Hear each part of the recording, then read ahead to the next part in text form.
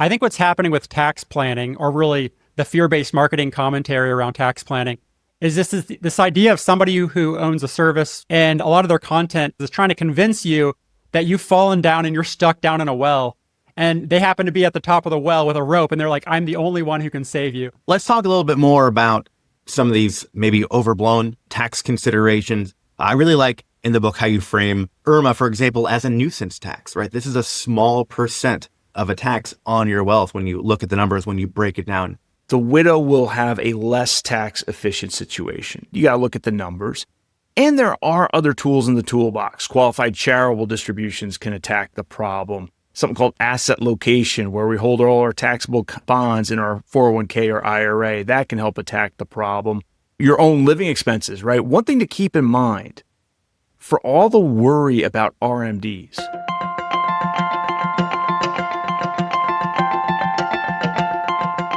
welcome to the 89th Bogleheads on Investing podcast.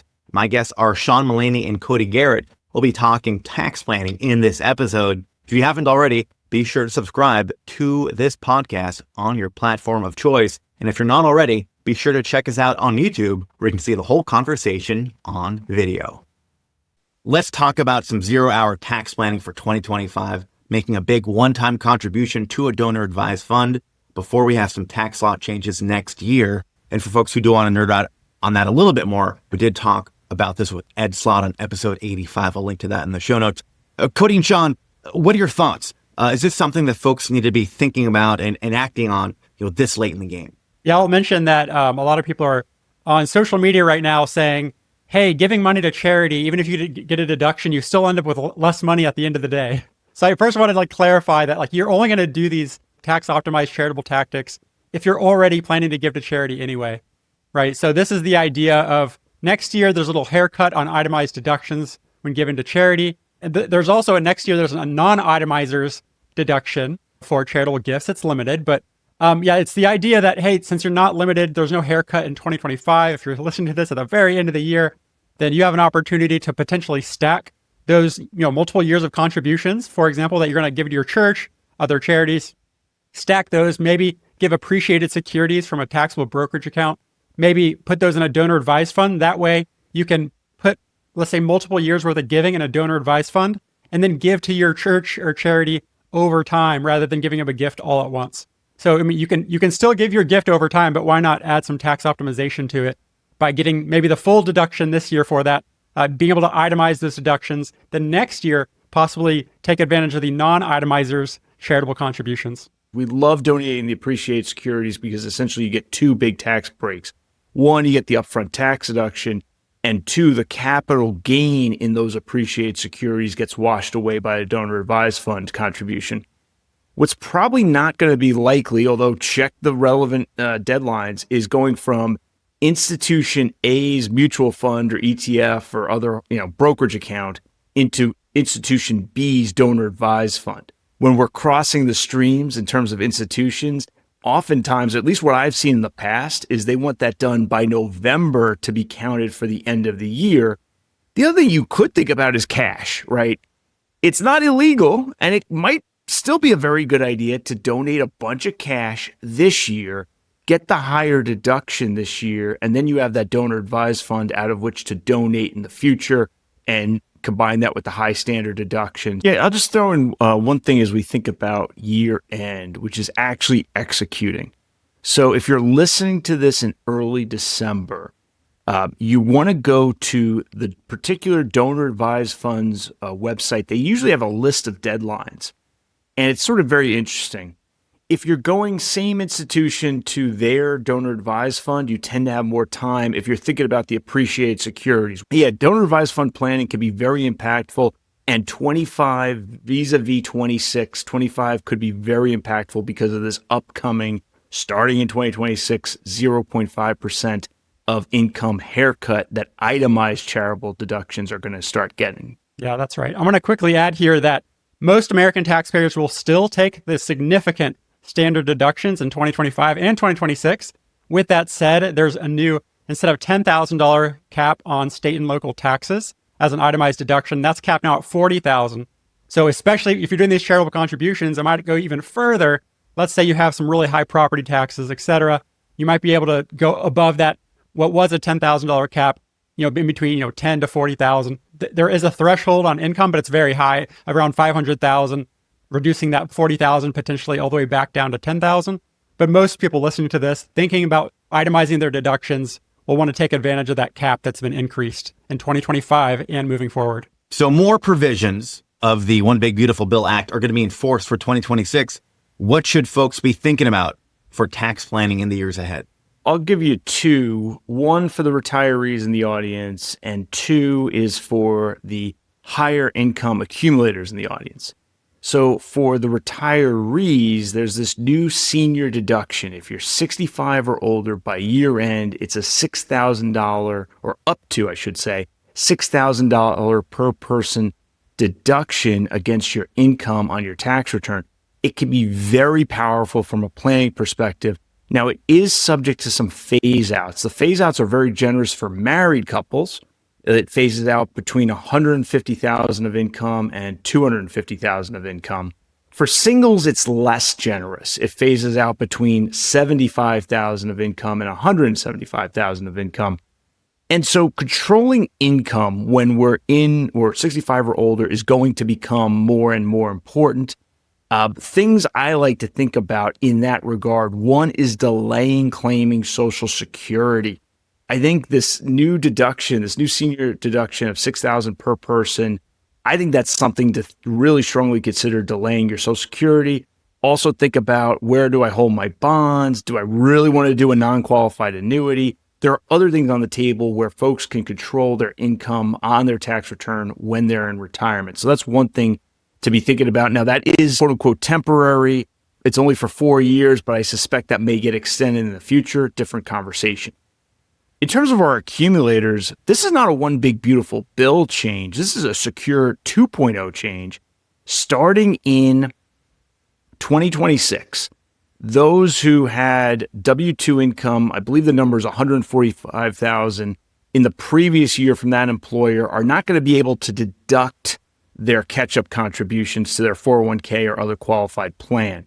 It's going to be the case that many 50 and older accumulators are in their highest earning years at work. And so losing the deduction for that catch-up contribution is not good news. But one, you could still deduct, even if your income's $1 billion from the W-2 job, you could still deduct the regular contribution to the 401k or other qualified plan. And two, all right, you still can make that catch-up contribution. It just needs to be in the Roth version of the account. Not the worst outcome, far from it. So something to keep in mind, for those who are on the border, you might want to think about lowering income a little bit, but it can be tough, and it's based on your W-2 income. So it's not like, I'll have some deductions on the side. I mean, things you could think about is, one, traditional 401k contributions each year. Two is the HSA contribution. That could lower income. But a lot of folks are just not going to be able to do much planning around that particular issue. I've always been a huge fan of delaying Social Security until age 70 for the longevity management reason. You get that bigger benefit for as long as you live. That can be a helpful way to manage the risk of running out of money.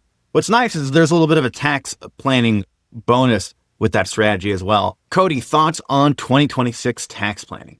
I will say that a lot of people are saying, well, health insurance is going to be too expensive. There's no way I can possibly retire, especially retire early. In 2025, there's still a nice cushion, even if you go above that 400% level. But in 2026, this is a big concern. One thing to keep in mind is that health insurance, including through the marketplace, those premiums change depending on age.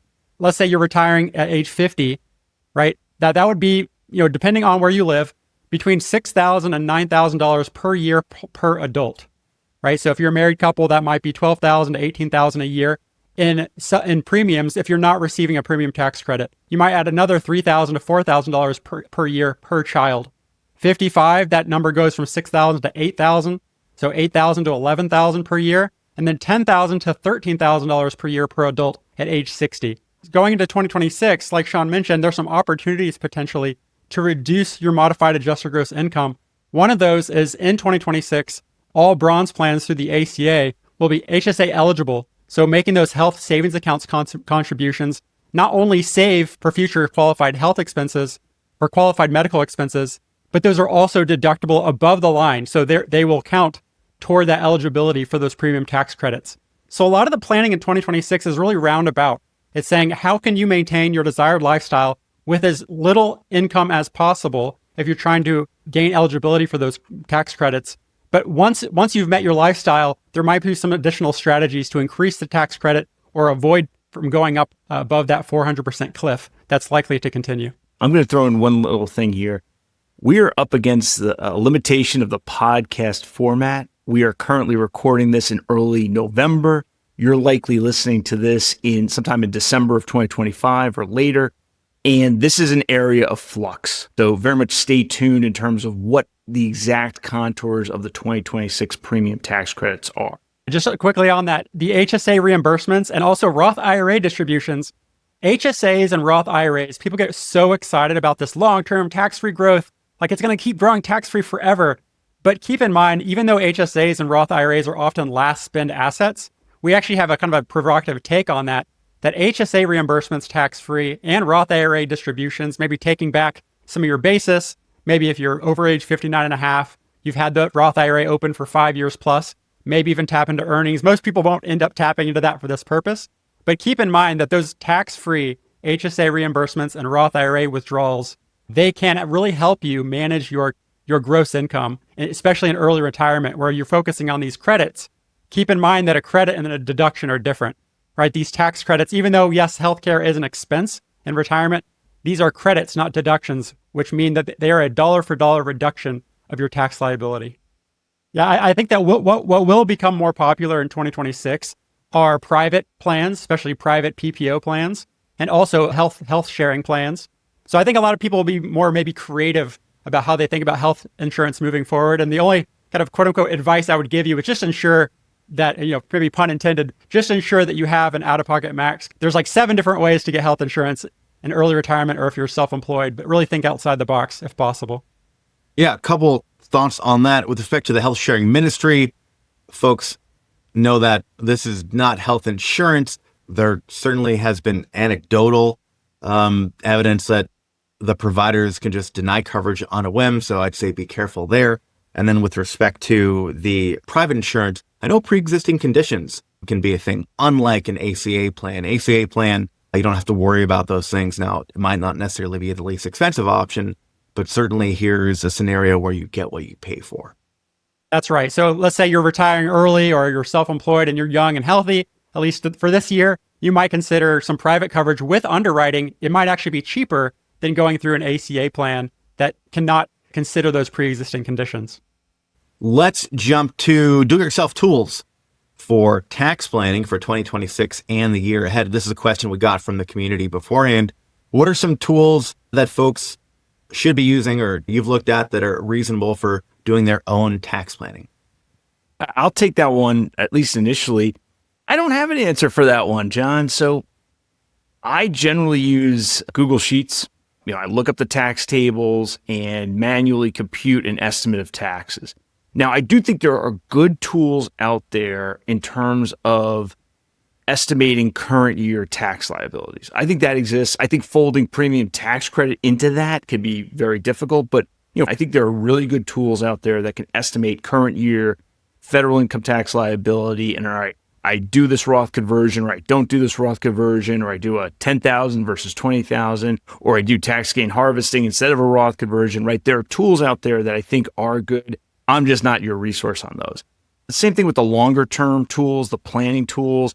I myself, they're sort of not my cup of tea, meaning it's somebody else's prediction about the future that I'm not all that interested in, frankly, but that's my perspective. Cody, I'm curious your take on this question. Yeah, so I like thinking about it like tax prep versus tax planning. One's about this year and last year, one's about, maybe decades moving forward. I'll start with the kind of the current year. I build out my own 1040 calculator in Excel, which isn't to try to be super smart. And I don't try to, put everything in there that could possibly be in there. But I really care about the customization of kind of thinking about, normal IRA distributions differently than Roth conversions. I also like putting my own things in my calculator, like, what is modified adjusted gross income for different purposes, such as the premium tax credit versus IRMA, because those are different definitions of MAGI. But I think for the average DIY investor or, tax planner, I think for current year, it's called dinkytown.net. As I'm speaking right now in November 2025, they have updated it for the new senior deduction, those additional standard deductions and those increases. But in 2026, I'm not sure how long it'll take them to kind of update the new version. Also keep in mind if you're self-employed, be very thoughtful about things like QBI, like qualified business income deduction. A lot of these free tools don't include some of that more advanced analysis. I don't know if Sean does any tax preparation with clients, but I certainly don't. And at this point, I would say if you need help with that one-on-one, certainly there's some hourly, project-based, and ongoing access to financial planners who happen to also be experts in tax planning. They might even have the CPA, the EA designations to show you that they have the basic fundamentals of tax prep and tax planning behind their belt. Yeah, well, certainly going to be an exception to what I'm saying next because he's a professional and this is what he does all day long. I'm going to paraphrase Mike Piper here. His answer to this question: don't use a spreadsheet. You're going to miss something. You want to use tax planning software. Right. I'll just kind of a little plug in our recent book, Tax Planning to and Through Early Retirement. It's so important that before you use any tool, chapter 1 of that book is the federal income tax formula. So you truly need to understand step by step, line by line, how to review a tax return before you consider trying to build your own tools along the way. Going back to your book, which again, I just absolutely loved. Great job on this one. There's so many important points in here. I'm not even sure where to start first, but I think one theme of the book, which I love and have had these thoughts for quite some time, is that, and to paraphrase the way you say it, a lot of tax planning is fear-based, right? I would argue a lot of tax planning is oversold, right? Maybe you don't necessarily need to do all these things, but it's a way for someone to say, hey, you've got to do this thing or the world is going to end and you're going to be in IRS jail and die of taxes. Tell me a little bit about your frame of reference when it comes to tax planning and putting this book together.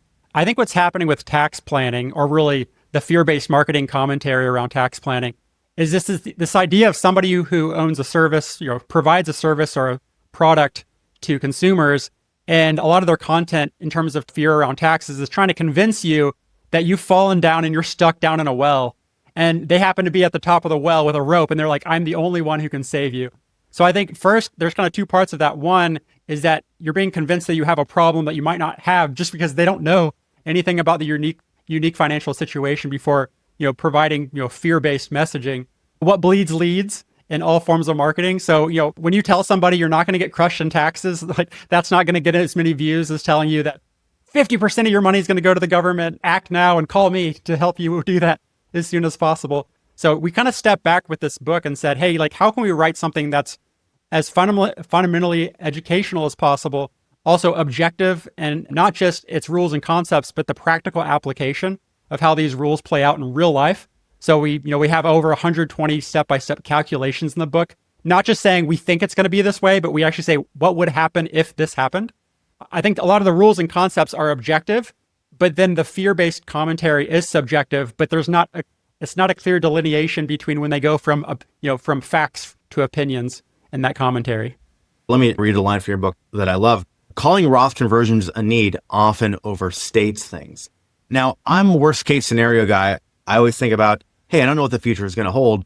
But even in your book, you do this exercise where you show that if tax rates go up by 50%, right, then you're still going to be in a relatively fine spot with conventional strategy. So I really appreciate how you not only, gave your take on, hey, here's why we think this is going to happen. But even if we're wrong, even in this extreme scenario, it still shows that your approach, a conventional approach, can be quite reasonable when it comes to managing lifetime taxes. The book goes into depth about what taxation in retirement could look like with actual numbers, right? How bad is it? And one of the things we find, in our analysis is there'll be some widows who are moderately financially successful. And the good news with that is if you're moderately financially successful, your taxes tend to be very low in retirement and even the later part of retirement. So that's some good news. Well, what about those who are wildly successful financially? Well, there you are at risk for tax inefficiencies. Now, they're tax inefficiencies that hit on the ending part of the required minimum distribution that you have to take every year. And you're going to find that you may incur, say, a 32% tax rate on that.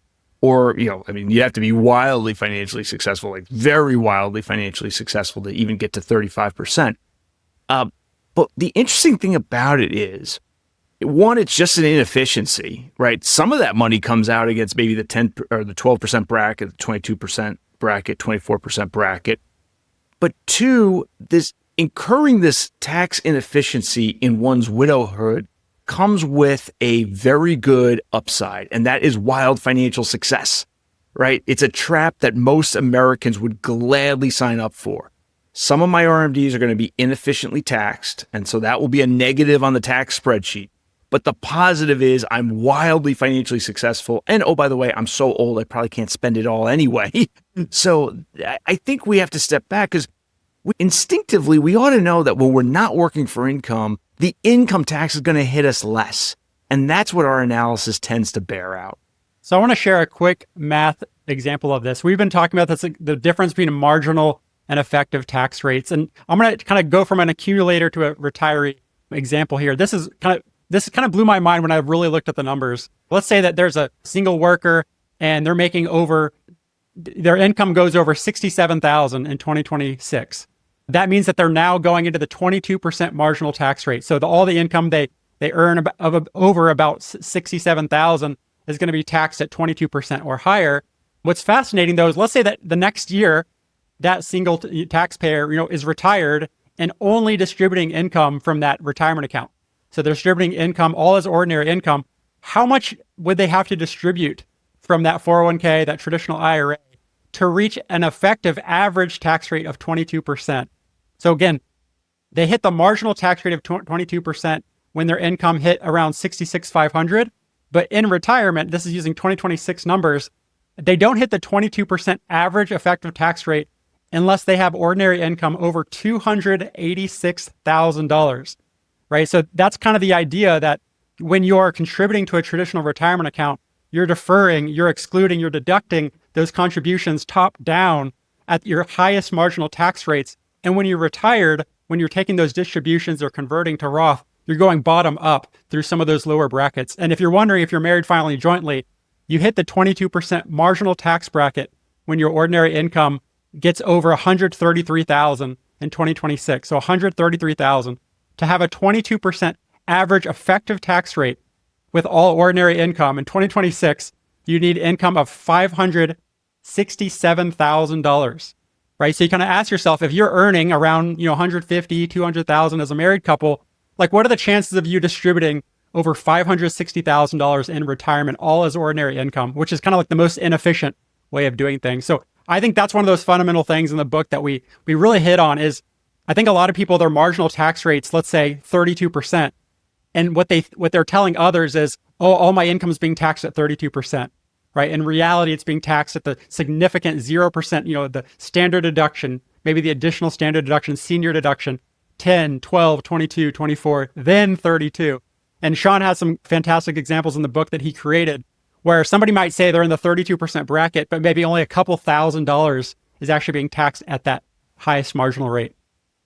Yeah, absolutely. And I think the extreme values in that example also speak to what I was really thinking about when I was reading the book is, what if rates go up, right? And so even if rates do go up in your hypothetical scenario, still making those traditional contributions can still be a very valuable strategy where you can certainly have that tax arbitrage over your lifetime.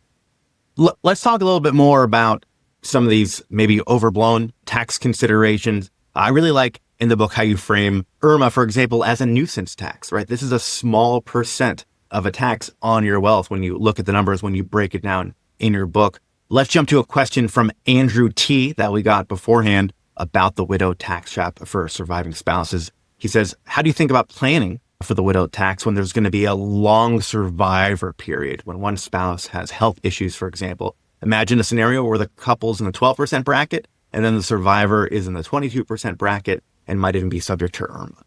So I'd start with, if I really thought one spouse was going to die much sooner than the other spouse, I would prioritize lived experience while they're both alive far over tax planning, right? If you're prioritizing tax planning over living your life and enjoying it while you're both alive, you're missing the boat, right? So that's one thing.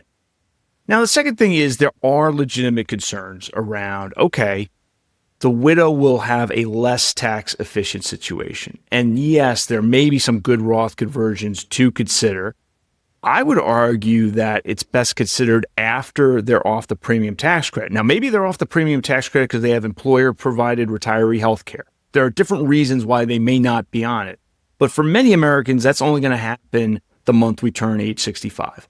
So once we're off that, we might want to do more Roth conversions. But I'll say this, it may be the case that those Roth conversions aren't as impactful as one thinks, because even the widow may not suffer that high a tax incidence in their widowhood. You got to look at the numbers.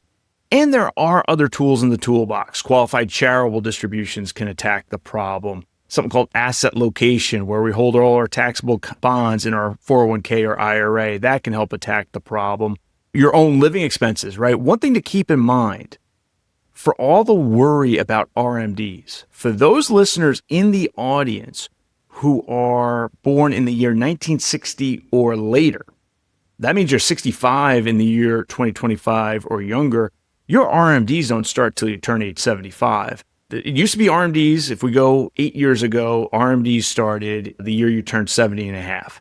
But now RMDs cover a relatively narrow slice of one's life because they only start at age 75. So we've had this sort of over-focus in American personal finance on this RMD issue. And now it's time to step back and say, wait a minute, are we putting the cart before the horse? Yes, RMDs are an issue. They're at least something worth considering and potentially mitigating, but there are different ways to do that. There are ways that are not all that impactful. And for many Americans, accelerating and potentially increasing taxes through the Roth conversion mechanism may not be the right answer.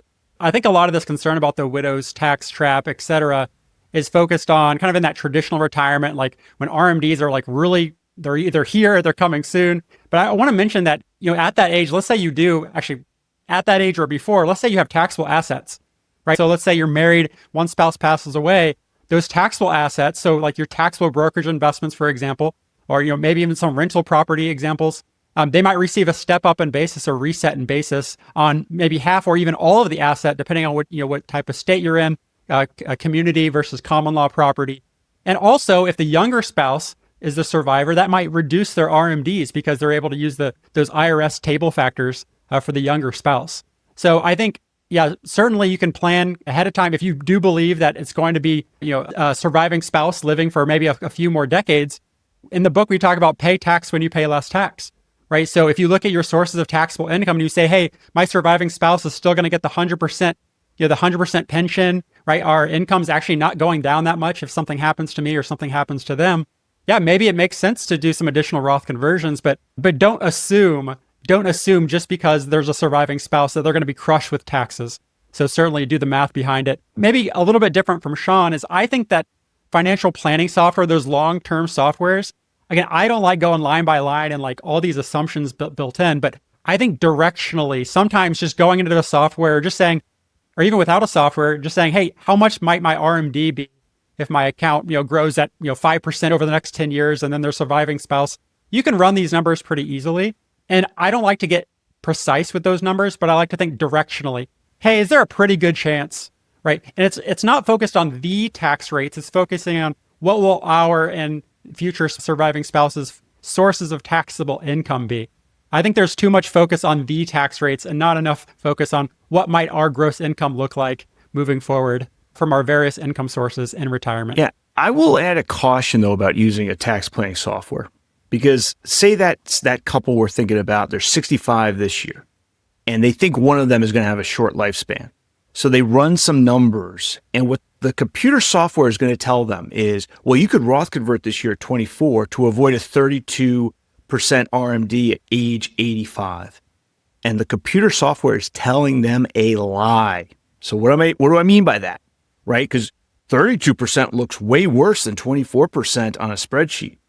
But think about the incidence of that tax and the ability to bear that tax. In the early part of retirement, that 24%, I would argue, is worth a lot more than the 32% later on in retirement. What's that widow going to do with those last 8 cents on the dollar, right? either that widow's in long-term care and they just spend it all on long-term care and they get a big tax deduction for that, most likely, or they're still healthy and affluent and living their life, but it's going to be very hard to run up expenses that would somehow implicate the need for that last 8 cents on the dollar. So I think that's part of the issue with these tax planning softwares is they assign the same value to taxes over time when maybe they shouldn't be doing that. It's not a net present value. I'm going to assume they get the net present value right. It's not a net present value issue. The issue is the usefulness of that money when you're 65 versus when you're 95. And it's going to say 24 cents on the dollar one time, 24 cents on the dollar the other time. That's equal. No, it's not, right? Because it's a lot more useful when you're 65 and you still have some living to be done. So look, I'm not here to say never use tax planning software, but I think it's going, even assuming it has accurate judgment, which is a very difficult assumption to make, but let's assume it just for now. It's not going to, in my opinion, right? And you got to do you, and maybe your opinion is different, but I think it's a little odd to assign, even considering that present value, the same value to taxes paid when they're 65 and have a living to be done versus when they're 85 or 95, and they just don't have the bandwidth or capacity to enjoy the money as much. And Sean did an absolutely phenomenal presentation at this year's Bogleheads conference just on this topic, the widow's tax trap, making those traditional contributions, and more. If you want to check that out, make sure to subscribe to our YouTube channel where you can find that video. The software is only going to assume very linear things based on your assumptions and your inputs, plus their own assumptions. So I do think that's why I go back to the software being really directional more than precise. Rather than just looking at the impact of RMDs, maybe you have 5-10 years where your income is actually below the standard deduction.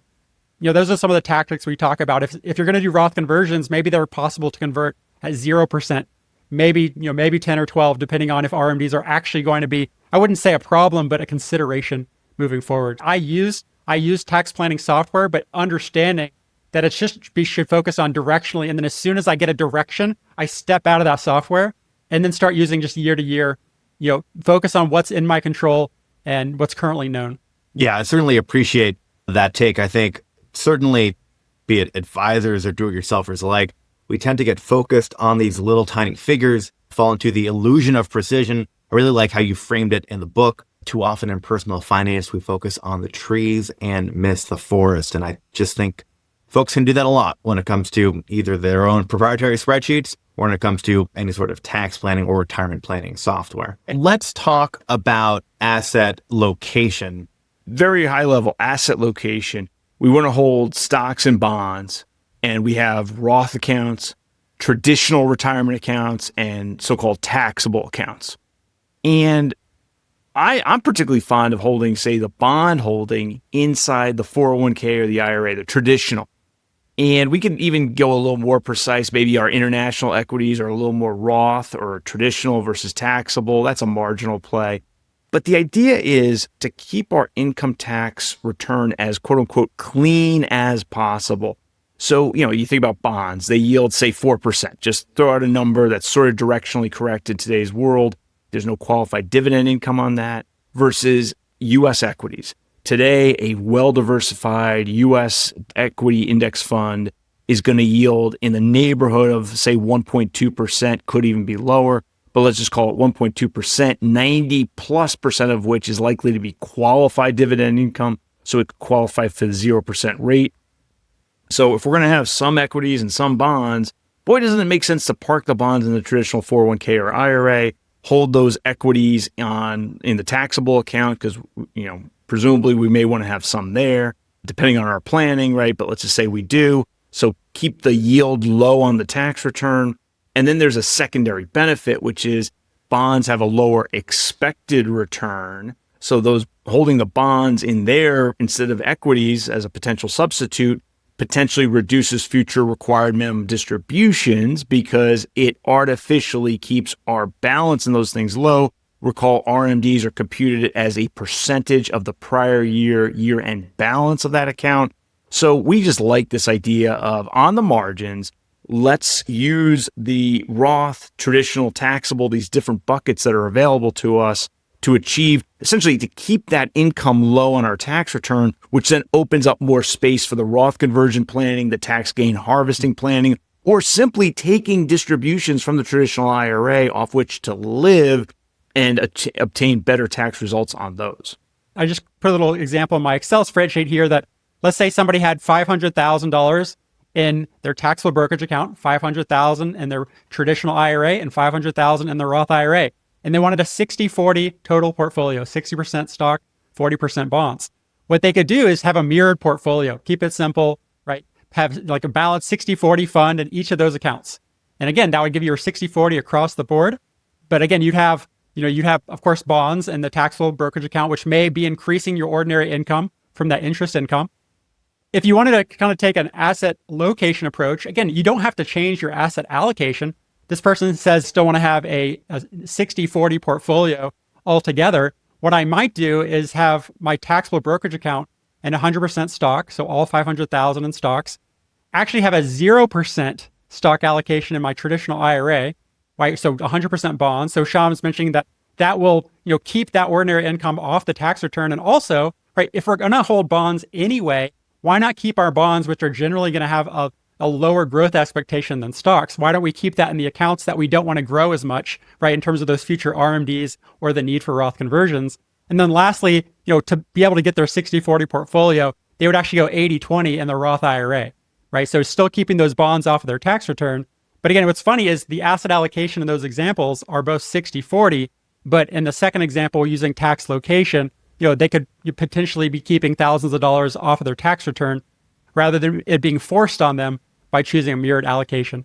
I will just step back again and say, John, I'm a huge fan of simplicity, right? And also that this optimization is like kind of, just doing the final turn of the screw, right? The asset allocation is like 90%, get that right.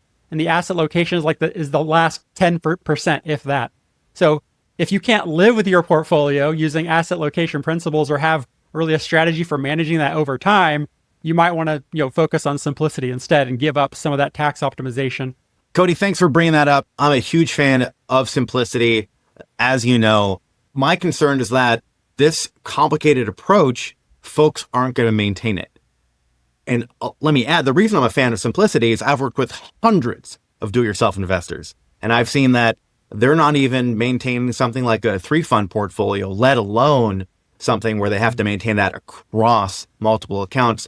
What are your thoughts with respect to someone maintaining this sort of complicated approach? Is this something that you guys are seeing your own clients implement successfully? Maybe you guys are working with different people than I am. Yeah, what's funny is these tax optimized approaches like asset location, if I'm working with somebody who's retiring next year, I usually won't even propose that they use more complex tactics to start. I might actually say, hey, let's start with just a basic mirrored portfolio that's really focused on giving you clarity and confidence to actually start spending money in retirement. That flip of the switch from accumulation to drawdown is very scary to begin with. So why add a complex topic like right when they're at their most scared moment? And then maybe 2-3 years into retirement where they feel like they've gotten into the rhythm of retirement, maybe then we can practice some tax optimization once they feel more comfortable with just the basic idea of even retiring to begin with. Yeah, I guess I have a bit of a different take on it. I just don't see it as being all that complicated, right? It's let's just assume it's a 3-fund allocation. Well, you have 3 funds in 3 different buckets, right? It's like we're Hollywood squares, right? 3 by 3 is 9. So yeah, I just don't see it as being all that complicated, especially in this era where people could pull out their phone and reallocate, and it's just not that big of a deal. That's just my take. I'm inclined to agree. I don't think it's that complicated either. And that's why when I first started working with do-it-yourselfers, this is something I would suggest. But when having done this for a few years now and working with hundreds of folks are coming back to me, and then they come back and I see they're not maintaining their portfolio. So I guess my question is, if you guys are doing follow-up engagements in your own practice, do you see that folks are successfully maintaining this sort of asset location investment approach? When I'm working with clients, I'm not just looking at the potential complexity of their situation financially, but I'm also really gaining an understanding of their financial literacy. Also, not just the time that they're willing to spend on this, the talent that it takes to like click the buttons and make those trades and rebalance. Maybe we have our own calculator for that, but also the temperament. Like sometimes I'll work with one spouse is a spreadsheet spouse and the other one is like, I don't even understand any of this stuff. Like, I mean, I really think about the long-term play, but most clients I work with, they come back annually, right? The plan, goes from a noun to a verb ongoing, this planning. Yeah, if somebody were only going to work with me once and I was like, I knew they're never coming back again, I'd be very hesitant to give them complex stuff that they might not be able to keep up with if they're not already doing that in their spreadsheets to begin with. I will also say, I have this little saying that life itself tends to be a rebalance. I think sometimes in the financial planner world, we overemphasize rebalancing. So what I mean by that is, if stocks are up this year and bonds are down, well, just wait till next year. It'll correct itself. And or distributions, right? It's rare that our portfolio is just sitting there. It's either getting contributed to or being distributed from. So you have, the tide comes in, the tide goes out. You have contributions being made, and then later in life, you have distributions made. You have all these different mechanisms that can help achieve rebalancing. For those investors who want to be 80-20, 70-30, 90-10, 60-40, how often do they go 100-0? I'm just not seeing this as being that big of an issue in the financial planning space. That's just my take. Yeah, and that idea of dynamic rebalancing. So if you're contributing or taking money out of your portfolio, you can naturally get closer to that ideal asset allocation across your total portfolio. And yeah, I think it does take a little bit of time, temperament, and talent. But yeah, just be careful. Really have clarity before you can gain confidence with the advanced tactics. Thank you for joining us for the 89th episode of the Bogleheads on Investing podcast. Rick Ferry returns next year for episode 90. For more from Sean and Cody, make sure to check out our previous episodes of the Bogleheads on Investing podcast and Bogleheads Live. We've got an episode where Sean talks about the solo 401k or the individual 401k for solopreneurs. And we've got an episode with Cody where he talks about tax planning for early retirees. I'll link to those in the show notes for folks to check out. This episode of the Bogleheads on Investing podcast is brought to you by the John C. Bogle Center for Financial Literacy, a 501c3 nonprofit organization that is building a world of well-informed, capable, and empowered investors. Show your support by making a tax-deductible donation at boglecenter.net/donate. This episode is for educational and entertainment purposes only. It is not to be construed as tax, financial planning, investment, or legal advice. Check with your professionals before making any decisions. We are looking for volunteers to help moderate our Bogleheads YouTube channel. If you want to help spread the message of do-it-yourself investing, improving financial literacy, send me a message, jluskin@bogle.center, to help volunteer moderating those comments on our YouTube videos. That's JLUSKIN@bogle.center. Also, a thank you to Scott Holmes for the corporate presentation music we're using for the intro and outro music of the podcast episode. If you like this episode, be sure to rate, subscribe on your favorite podcast platform of choice, especially our YouTube channel.